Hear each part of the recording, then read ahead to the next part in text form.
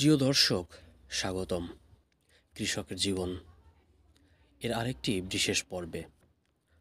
আজ আমরা দেখব একটি ছোট বাচ্চার হাত ধরে প্রকৃতির কাছাকাছি যাওয়ার এক সুন্দর মুহূর্ত।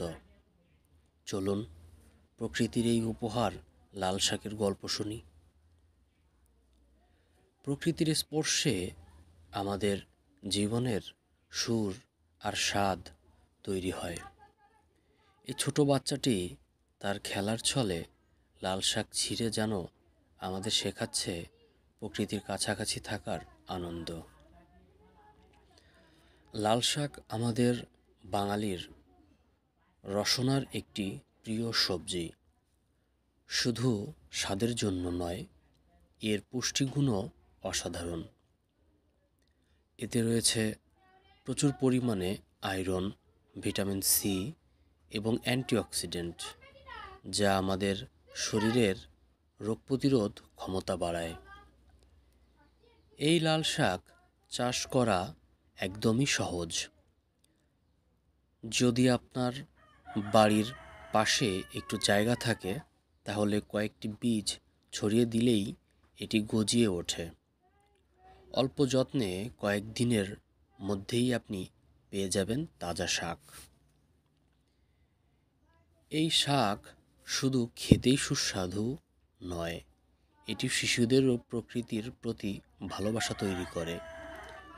আমাদের পরবর্তী প্রজন্মের কাছে এই বার্তাটি পৌঁছে দেওয়াই জরুরি যে প্রকৃতির সঙ্গে যুক্ত থাকা মানে স্বাস্থ্যকর জীবনযাপন।